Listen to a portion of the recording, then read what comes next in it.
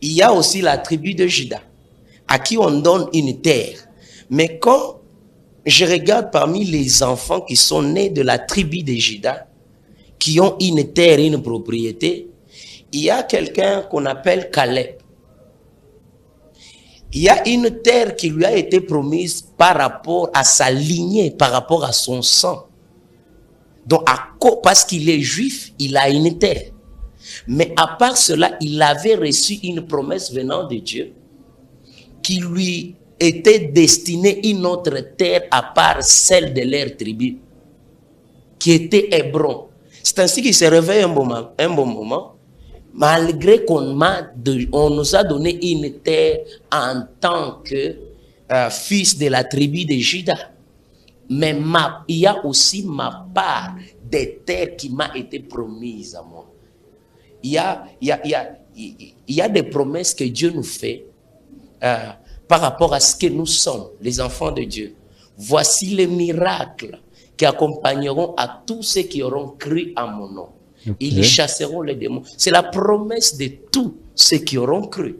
Mais à part cela, il y a maintenant une promesse personnelle. Ce que tu vis avec Dieu, ta terre à toi promise. Une partie qui te revient de droit avec une relation personnelle. C'est à l'égard de cela que nous avons pris ce thème qui va nous pousser plus à prier pour que chacun ait conscience de réclamer son dû, ce qui lui concerne personnellement. Tout enfant de Dieu a une promesse d'avoir une place à la droite du Dieu le Père. C'est ça. Mais il y a aussi une promesse personnelle, ce que Dieu t'a dit personnellement. Parce qu'il y a des combats que tu auras à cause de ta promesse, à cause de ce que Dieu t'a promise personnellement, à cause de ta particularité. Je peux même ajouter quelque chose qui peut être aussi important. C'est quoi? Regardez le songe de Joseph, par exemple. Le songe de Joseph était une promesse.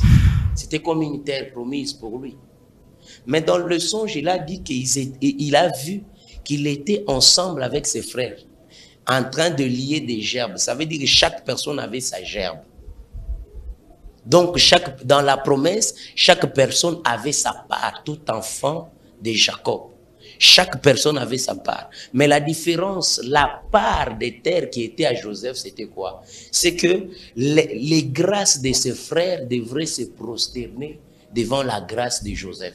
Alors, parce que quand vous remarquez, les gerbes qu'on parlait,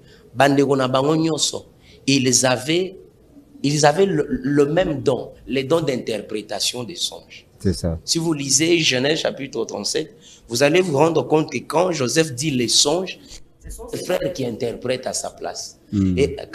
Et quand il voit encore le deuxième songe, le soleil et tout, c'est Jacob, son père, qui interprète à sa place. Le don d'interprétation, c'était familial. C'était la gerbe que chacun a vue. Mais celui qui est parvenu à réussir avec sa grâce, c'était qui? Joseph.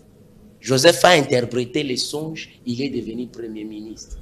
Donc, sa part de terre, c'était que tout le monde, on peut avoir la même grâce, mais ma grâce doit être au sommet, doit monter.